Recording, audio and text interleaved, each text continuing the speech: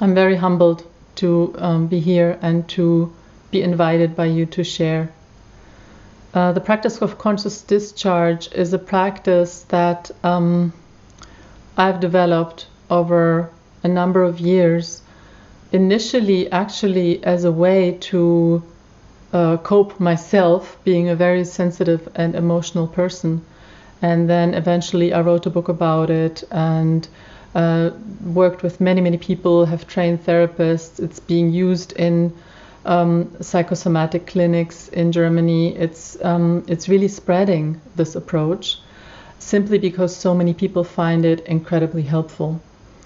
And in retrospect, I'm incredibly grateful that I was in Israel only in February and managed to train a group, amongst whom was Tami also and Tamara, which now enables us to make this available to as many people as possible in Israel, at a time when everyone is bound to be emotionally overwhelmed and much more.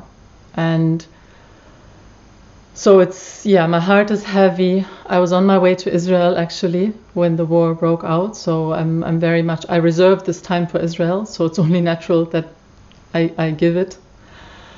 And I'm very grateful for this invitation also, especially to the medical community, because I know from my experience in working with doctors and medical personnel how beneficial this practice is also for your community, how much you have to keep it together and how much you often struggle to balance your need to stay functional and to be professional with the heart that often drew you to go into a medical profession in the first place.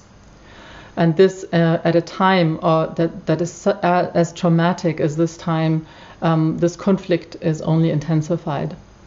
So as Tami also shared with me and also in the previous webinar, she has found the practice incredibly beneficial in staying functional and in balancing this need to really be there with the heart, because otherwise how are you going to take care of people? And at the same time, how can you be there with the heart without just being completely devastated and collapsing? Yeah, and this is one of the deep questions that times such as these confront us with. And one of the things I want to share with you is some research that I came across that really also shaped the practice. And that is that there is a great difference between empathy and compassion. And this is research that's based on the work of neuroscientist Tanya Singer. And she found out that when people simply empathize, they simply feel the suffering of others. And that means that when others are under stress, we're also under stress. And that's not very helpful, right? So she found out, and she really could prove this on a neurological level in the brain, on a biochemical level, that there is a different mode, and that's the mode of compassion. And it's not the same thing like empathy. Compassion means, yes, you feel what the other person feels, but then on top of that, there is a certain warmth and a love that is generated in your system. And that is like a medicine, both for your own suffering and for the suffering of others. And on a biochemical level in the brain, this is associated with the same hormones that are released when we're happy. So it doesn't mean that we're going to be happy for people suffering, but it means that it allows us to bear the suffering, and not just bear it, but to actually bring the kind of love that is needed to heal whatever needs to be healed. And this is what enables us to stay in contact with what normally would be unbearable in such a way that brings healing both to us and to the people we're in contact with.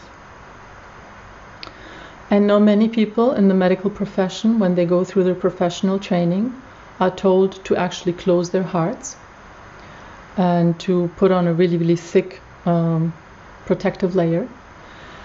And that is because it is known that if you just empathize too much, you really risk burning out.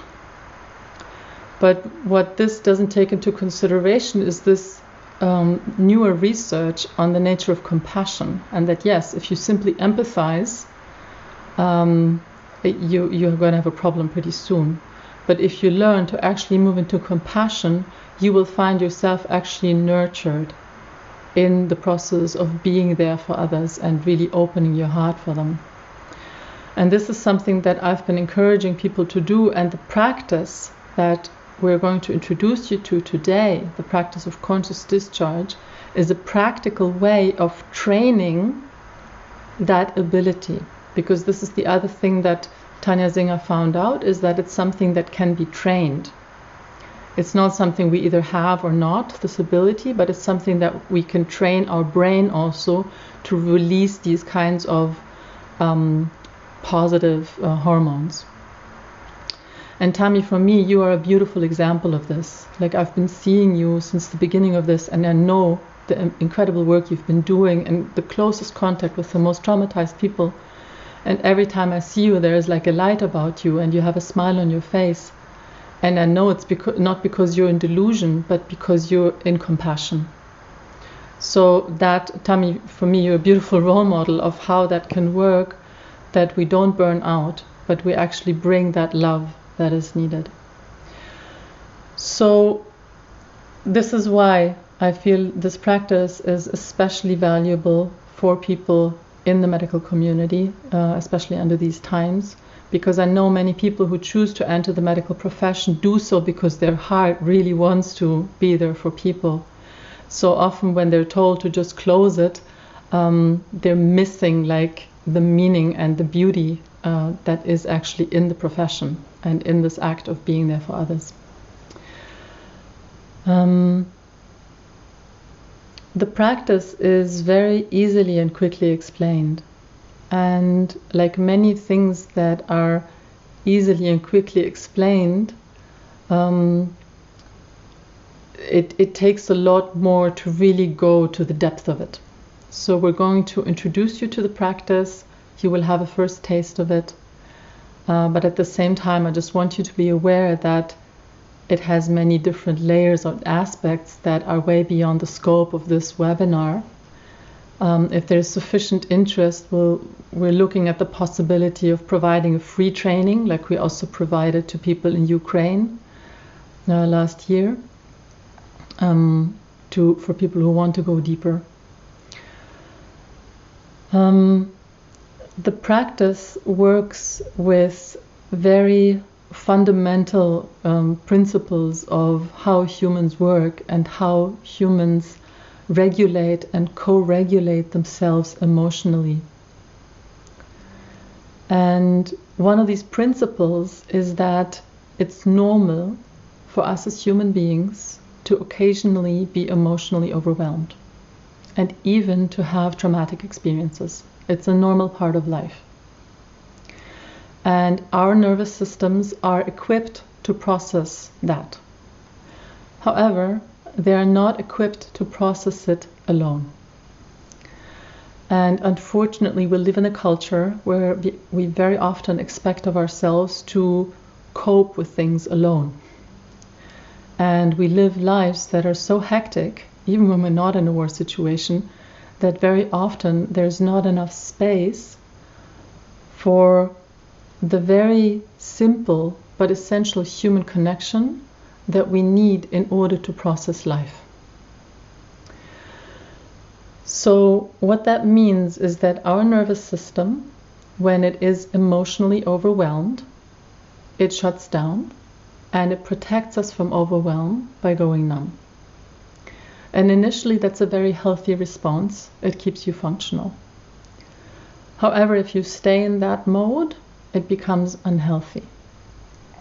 So your system is actually waiting for an opportunity to process that which it cannot process alone. This can also be called co-regulation.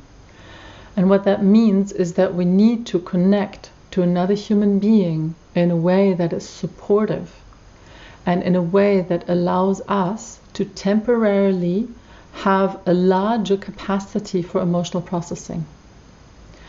And the moment we learn to connect to another human being in this way, our system will recognize that now there is the space, and our nervous system will begin to process what it couldn't process alone. And for me, it was a fantastic discovery when I realized this, that my system knows how to heal itself. It knows how to process. It's just waiting for the opportunity. And the second discovery was that basically every human being is capable of providing this kind of space to another. So this is a peer-based approach for lay people, and in my understanding, especially in times of crisis, we need to empower people to begin to hold each other and to support each other, because we can never have enough therapists to really support everyone the way they need to be supported, let alone to have the therapists be supported the way they need to be supported. So we need to start to empower people to hold each other. And that's what we have begun to offer with this project of the emotional safe space, and what we are hoping to offer to you today. And so, Vivian, can you tell us how do you do this magic of holding somebody else, and how do you do this magic of really feeling what's going on inside you? Yes. So when we practice, we always practice minimum 2 people together. And we always practice with very clear roles. So one person, like Tami just said, goes into supportive role. And in this role, you have only one task, and that's to be present with the other person and to be present from your heart. That's the compassion part. That's where you practice compassion. So you really take a moment to connect with your heart. And in a moment, we're also going to have a guided meditation that will help you to do that, because you might think like, okay, what does she mean by that? So we're going to take you there. And you're really present for the other person without speaking, simply being there and regarding them in a positive way with a loving gaze. So a loving gaze means you see that this person in their own way has always done their very best. And this kind of loving presence is incredibly powerful. And it's something that we are able to go into and sustain for a limited period of time. So we're talking like 5 to 10 minutes of practice. We can sustain that for another human being. And then that's the one person. And then the other person has the opportunity to feel whatever wants to be felt.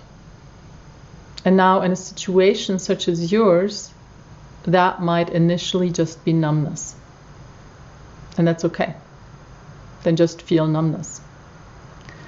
And you have an opportunity to speak whatever wants to be spoken, and also to make any sounds or allow any movements that want to happen. So anything that supports your system to process.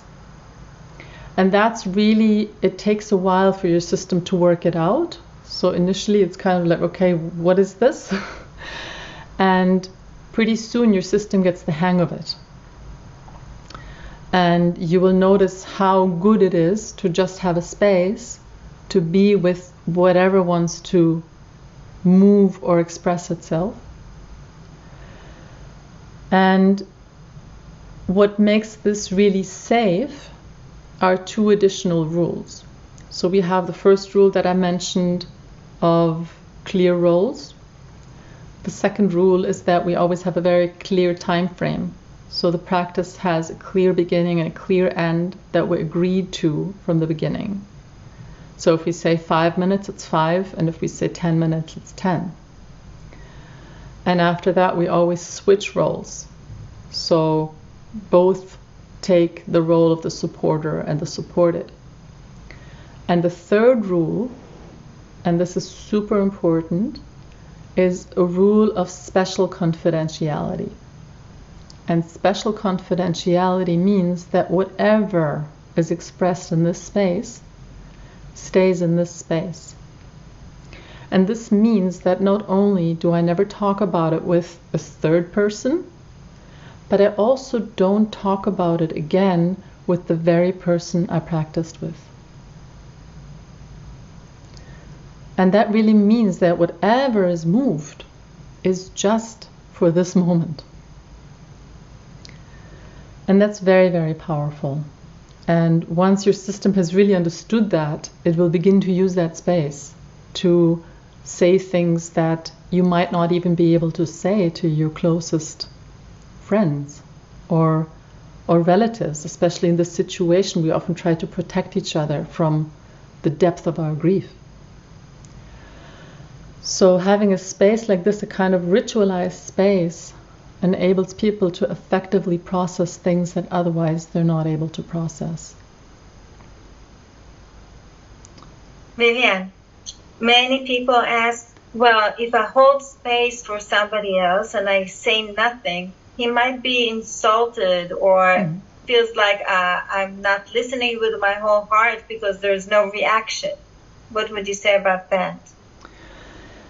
It's a learning process. Initially, it can be weird, both as the person who's supporting, because we're so used to this, oh my God, I have to help them, I have to support them. Especially for therapists, it's really hard. It can also be difficult for our therapist's ego, because we might have learned all these techniques of what to ask and what to say. And suddenly, like, we're just supposed to be there. And we might have all these great ideas of how we could help the person. And as the person who's practicing, it can be irritating because we are so used to communicate for response and for approval. And this first period of irritation is important to kind of stick out so that we can get over that. And what opens up then is a whole new space. And I've heard this from people over many, many years teaching this practice, that there comes a tremendous relief, both for the person supporting, realizing, oh my God, all I have to do is be there, and I can trust the other person to sort themselves out. Wow. And the person who's supported also realizing, wow, this is my space. And I can just use that space. I can explore, experiment, I can get to know my system. I'm not alone, but at the same time, I'm undisturbed. So there is a beautiful combination between connection, but at the same time, tremendous respect. And that is incredibly healing and powerful. Thank you very much for this explanation. Only I know that people also ask, especially if you have to function, they say, okay, I'll go to emotional discharge, and then I'm going to have all my emotions going everywhere, feeling overwhelmed. So what would you say about that? So an essential part of the practice is that we learn to go into feeling and then to go back out. And that's why also this clear time frame is so important, because it's part of that practice. Sometimes in the beginning, like, it might take time for a person to really connect with their emotions, and then time is up, and then they're like, oh, but now I'm right in the middle of it, can't we continue? And the answer is no. It's actually really good that we learn that as adults we can go in and we can go out, and we know we can go back in anytime. And this fear of being overwhelmed emotionally is understandable, especially with what you are confronting. And at the same time, this practice is incredibly safe, because we don't use any techniques to provoke feelings or to stimulate them or to throw them out or to access them. We just give space. And my recommendation is to do this regularly. It's not something you do once and then you're done. It's something you do kind of like brushing your teeth. And when you do that, like every day, then your system learns that, okay, there is a space for me to process emotionally, and it will start to use that space. And it will actually make you more functional during the rest of the time, because your system knows, okay, there is a place where I can collapse and I can cry and I can feel and I can be. And it makes it actually easier to also move stuff there. That's part of what we learn, to kind of stay where we need to stay, and then we have a space where we can collapse. And actually, I'd like to hear you, Tami, speak about that, because I know you've been effectively using this practice to walk that line. Yeah, definitely. I've been using it now every day, even more than once. And again, because I was working with people that had experienced the horrors in Kfar Aza.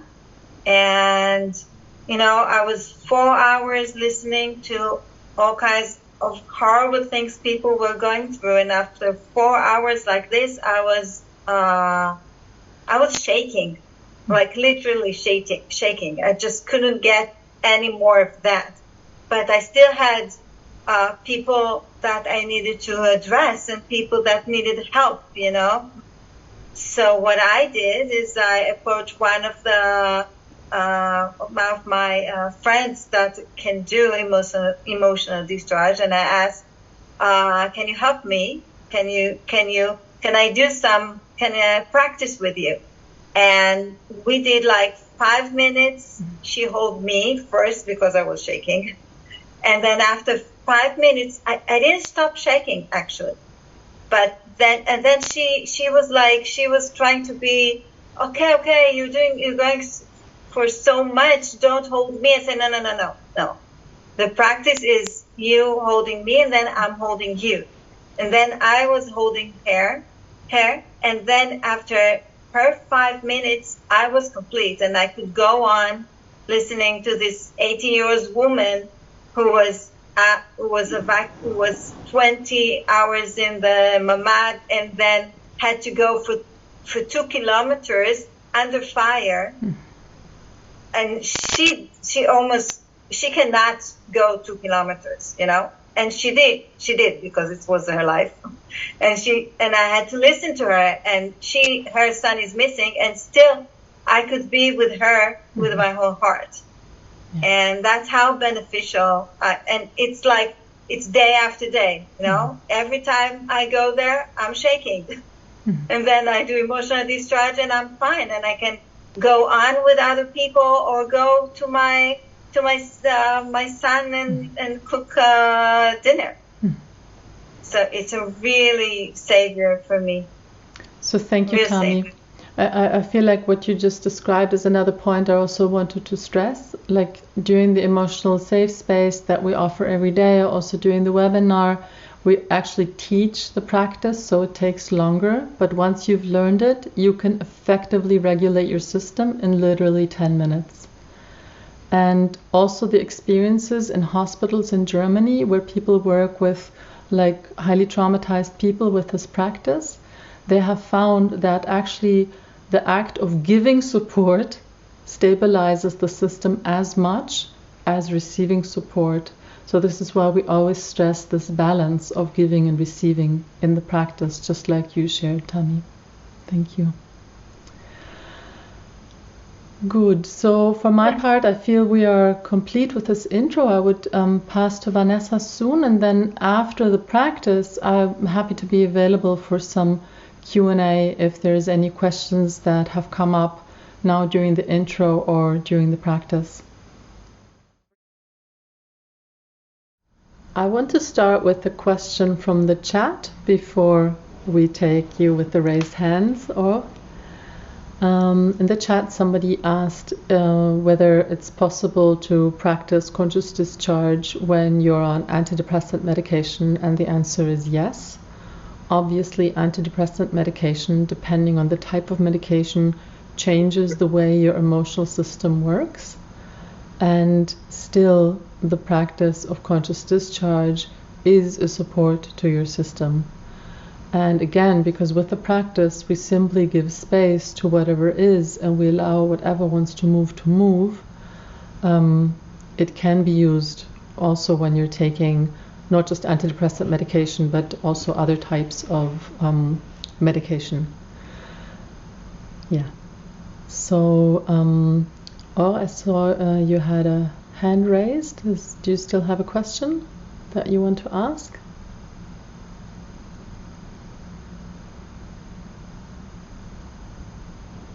Okay. Otherwise, there's another question that was asked, which is from therapists asking how this practice can be integrated to the therapeutic work. So we have a lot of experience with therapists, both using this for themselves and then also reporting how this actually changes their work. So that's like one use, that the therapists themselves begin to practice and thereby have a better emotional regulation and enabling them to be present for their clients in a new way that is more effective. Therapists also report that the experience of how powerful it is to simply be present from the heart causes them to automatically begin to also apply this with their clients. So even if with the client they will not go into this really rigid of, no response thing, because it will be irritating for the client if they're not prepared, they find that the way that they interact with the client changes through the practice. And the third is that it's proven very, very beneficial to actually introduce clients to the practice and to encourage them to practice themselves with other clients or with friends or family members, complementing the therapeutic process. And therapists have reported that this enables them to work with clients much more effectively because they're no longer in the situation where their main task is to help the client process emotionally or to even help the client get in touch with their emotions, but rather the client now has a practice where he or she can learn that him or herself, and that way the therapist can actually focus on the things that only the therapist can do with the client, which is to work on certain, you could call them knots that are there in processes, or certain more reflective processes, or just other kinds of techniques, and not just emotional release, because the client can do that by themselves. And a regular practice by the client will actually enable them to be much more engaged in the therapy and also empowered. Okay, now you're back. Oh. Yeah, now I can use the mic. Great. So thank you, Vivian. And I wanted to share something about my practice, and maybe that you'll have some insight over that.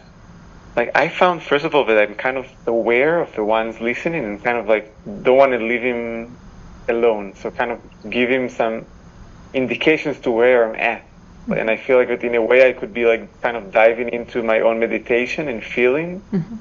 but it will be kind of, and it's my mind, but like not appropriate or kind of like leaving him out with anything. So I wonder if you have anything to say around that kind of. Yes. And maybe it's also just my tendency to kind of like verbalize what I'm feeling, mm-hmm. which is helpful in a way, but I'm not sure if it's what exactly I need to do. Mm-hmm. Yeah, thank you for that question. So for me, your question actually has two parts, or the answer has two parts. One is there is this habit that many people have to communicate for response, right? That's what we're used to. And in the practice of conscious discharge, it's actually not even about communicating, because it's not about conveying something to the other person, right? It's just about having a space. And that, like I said, can be really weird initially. So part of it is this deconditioning process of learning not to communicate for response, but to really take your space. But the second part is that there is something very powerful about being witnessed in your expression. So when you find that verbalizing is helpful for you, do it. Like I said before, if it helps you to be in touch with your feeling, that's great. And being witnessed in that with the loving presence is part of what's so powerful and healing. So there's a very subtle difference between communicating for response and approval and realizing that you're being witnessed, and however you choose to express or not express is completely fine. And what matters is what is the feedback that your own system is giving you. And if your own system is signaling that it's helpful, then you're on the right track. Thank you. You're welcome. There are some questions on the chat. Should I ask them? Please, Tammy. Yeah. There's a question, who's the ideal partner for the practice? So the ideal partner is someone that you feel comfortable with and you have like a very simple level of trust. And someone whom you are not too involved with on a personal level. In many cases is helpful, and I'll say a little bit more about that in a moment. And especially it has to be someone who did not trigger you emotionally. Okay, so if you're having a personal issue with someone, then you need to practice with a third party. You can't practice with that person. And for that reason, for many people, it's actually very helpful to practice with quote-unquote strangers, which is what happens in the emotional safe space or in the setting like this webinar, because we don't really have a story with the other person and we're not so invested in what they think of us and how their image of us is going to change by what we reveal. Yeah, we don't care as much, and that's actually helpful for the practice. However, there are some people who have a very, very hard time opening up with strangers, and I have trained people where I realized, okay, they can only practice like with their girlfriend or with their best friend, and that's fine. So again, the question is, what is going to support you to get in touch with your feelings? That's the guiding question. And there's a really wide range of possible answers. And again, like if you find, especially if you're like practicing with your best friend, be especially careful to stick to the rules, or with your partner or with another person that you're really close to, because it can easily happen that it like bleeds into just a normal girlfriend conversation. And a normal girlfriend conversation is fundamentally different than the practice of conscious discharge. Okay, there's another question. Wait a second. I lost the question. So maybe we continue with Rinat and then we return to the chat? Yeah, okay. Good. So first I'd like to thank you all, Vivian and the staff, for this very special time and space that you share with us. I find it very helpful, and I really appreciate it. I must say it also resonant with my own feeling of my role, my job as a pediatrician in the community. I often feel that what I should do is simply hold a space for healing and not more than that. So I really relate to that. And I would like to stress I would like to address the question that you saw before and ask even more, could it be harmful? Like as doctors, we say, first, do not do any harm. Yes. So are there any other people who could be harmful from this process? Is there any way that we could do harm? Could it do harm to anyone? Yes. So in my experience of many, many years of accompanying people and very, very different kinds of people, I found this process to be extremely safe for the simple reason that it's non-invasive, it's not confronting, we don't probe, we don't provoke, we don't try to get anywhere. We simply open a space to allow the system to do whatever it needs to do. And in my experience, no, it cannot harm. It starts, like, it becomes problematic when we do it wrong, when we try to think that we need to get somewhere, when we try to provoke catharsis or try to somehow manipulate, but then we're not doing the practice. So if we really stick to the rules, it's incredibly safe and incredibly effective and powerful. I have personally witnessed my system healing layers of trauma that I was not able to heal through therapy, simply because for a long time I just gave 5 minutes a day, 5 minutes a day, 5 minutes a day, and the system could slowly in baby steps over like a few years, I'm talking, yeah, like go to a place where it could release things. And I've heard this from other people too. So I have not come across a person for whom this would be harmful. And again, I say that if you stick to the rules and you don't try to improve upon it to make it more powerful or do something that it's not supposed to do. Yeah. Okay. The question from the chat is: can it be helpful for people in acute trauma response, like what we have right now in Israel?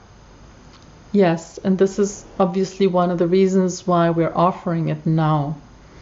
My experience is that when I am able to use the practice in an acute situation of overwhelm, I am able to support my system much more effectively to not even create a trauma in the first place, to not even create emotional baggage from it, but to really, like Tammy said, shake it, like process it. Shaking is part of the natural nervous system response, and the system can process, maybe not all of it, but some of it right away and can keep it moving, rather than, going through the whole process of storing it and shutting down, and then later you have to access it again and you carry it around. Like, we can actually learn to turn towards each other in times of crisis, which is a natural movement, and to offer each other the space to process and release, which we can do even when we're in states of overwhelm,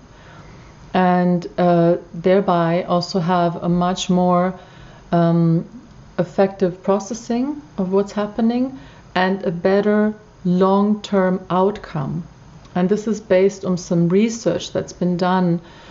This was done around like the Madrid bombings. They did some research about how people deal with trauma, and they found that people who right after the trauma would like talk about it a lot. Initially they seemed much more stressed, but if you would look a few years later, they were much healthier. And it even affected the mortality rates. So the people who wouldn't talk about it and wouldn't process it, they had much worse long-term outcomes, even though initially they seemed less stressed. And this, in my understanding, is a really, really big argument pro giving spaces for processing as soon as we're able, especially in a situation like Israel is in right now, where everybody is in some kind of stress or trauma.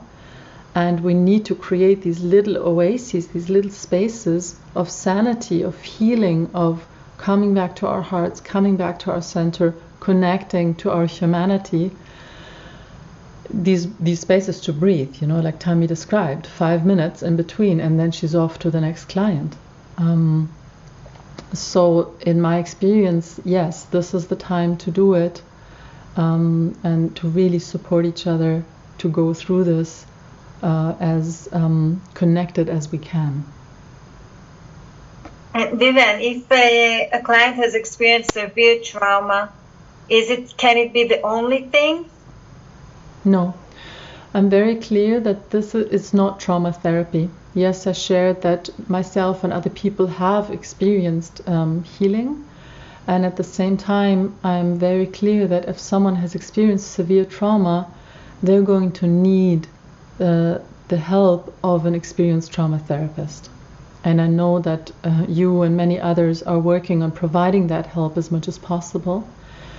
However, at the same time, we found it super effective to accompany trauma therapy,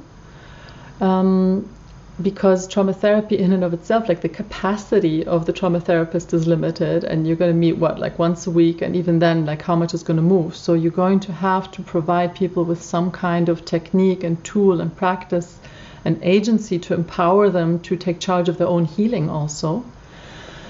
So we found that to be super effective, and like I mentioned, there's a great project now in a psychosomatic clinic in Germany where there's two groups of like complex traumatized people who are practicing with each other with amazing results, complementing the trauma therapy. It's very important, complementing. And now in Israel, obviously, there's people in different levels of traumatization and shock. And for the severely traumatized, it's really clear you're going to need trauma therapy, and that's going to take a while. And then there's people who are less severely traumatized, and they're going to also benefit from the practice, and maybe the practice will even be enough for them to not need professional therapeutic intervention. And how do you, what's like your vision? How can it help therapists and the society? I know it's a big question. Yes, and I've been waiting for it. My vision for many years actually has been that people everywhere turn towards each other and start to be there for each other and listen to each other from the heart and rediscover the incredible power that lies in this very simple, very human movement. And I see that the potential for this is enormous. If people rediscover this ability to heal themselves and each other through a very, very simple act of compassionate listening, the potential effects are huge. And then times like Israel is experiencing right now, times of incredible crisis and challenge, are the times when for me it becomes obvious that this is what we need to do, because it's the only way we have a chance to even process what's happening. We cannot rely on a few amazing therapists like you are to take care of everyone. It's just not possible. The scale and magnitude is not possible to handle unless we empower people to do it for each other. And that obviously, like, it becomes really clear in times like these. However, I'm very much with like trauma expert Dr. Gabor Mate, who just says, you know, everyone's traumatized. So basically, this goes for people everywhere. It would be very, very beneficial for people everywhere, and that's why I encourage people everywhere to do this. Kind of like brushing your teeth, you know, I call it emotional hygiene. Just make it part of your routine, 5 minutes a day, to take care of your emotional hygiene, so that you don't pass your emotional baggage on to your children, your loved ones, your patients, whoever you're dealing with, which is what people are constantly doing.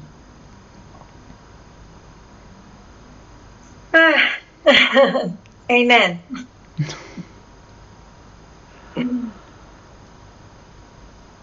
Okay, so maybe this is a beautiful note to end on, or is there any other question in the chat?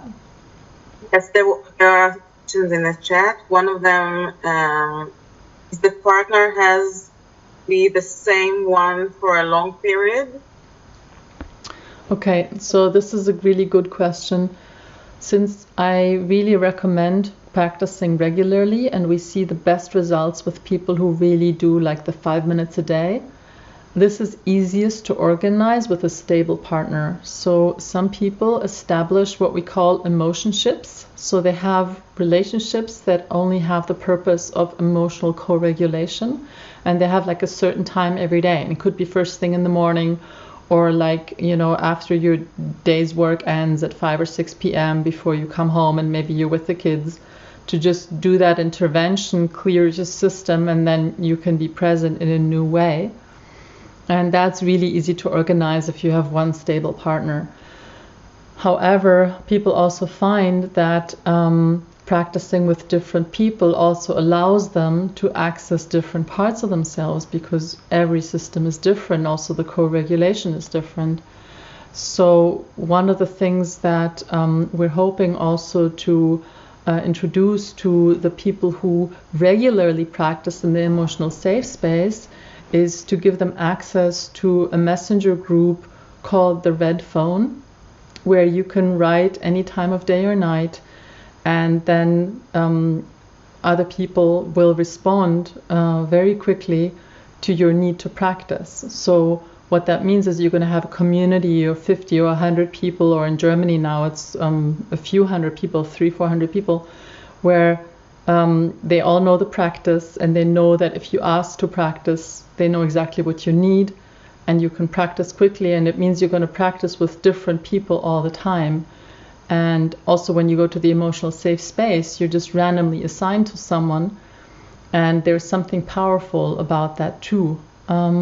So there is a power and a beauty in both approaches, and my recommendation is to combine them.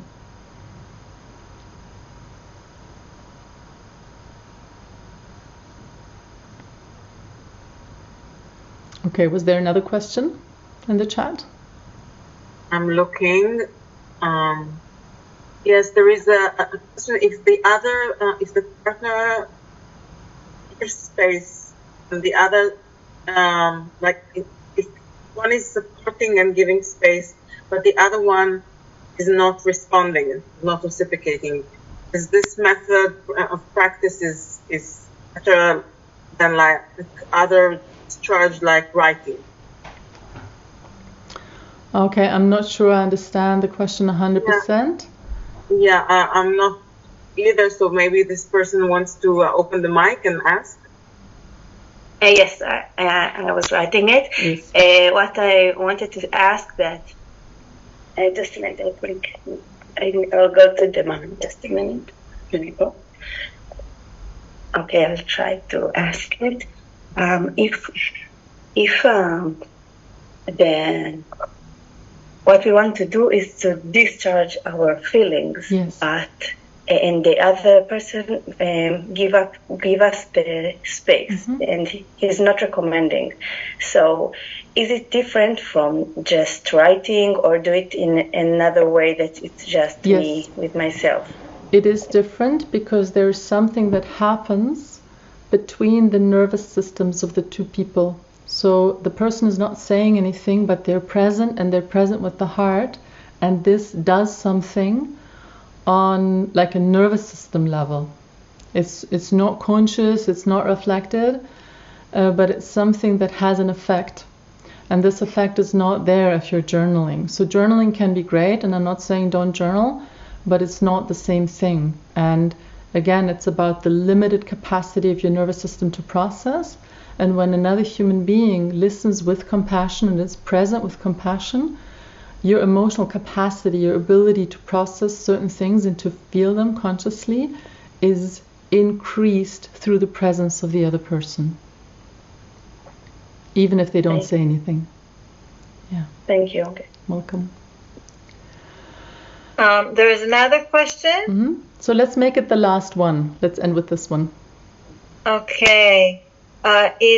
Can we express something in our face as a space holder? Is that okay? Yeah. That's another question. Mm-hmm. So basically, I'm not a fan of being too rigid. Okay, there are some people who really feel that the space holder shouldn't respond in any way at all. And there is a wisdom in that, especially if it's about learning not to communicate for a reaction, then it's helpful. And at the same time, I find that a space holder, like once I've gotten over that part of like having to, like reassure the other person in an unhealthy way, or once the person who's practicing has gotten over this communicating for response, then I find it's very natural to also just allow certain expressions of my compassion and empathy and feeling with the other person to just happen, to not suppress them, basically. But that's very different than like feeling I need to reassure them, or I need to show them I understand, or show them like, then it becomes kind of weird and not supportive. And those differences are subtle. So especially in the beginning, I recommend maybe first, going more into just being there. To also get out of the habit of certain automated responses. And then you can, like, once you really have sunken into a different way of just being there, you can begin to experiment what happens if you just allow certain responses to happen more naturally.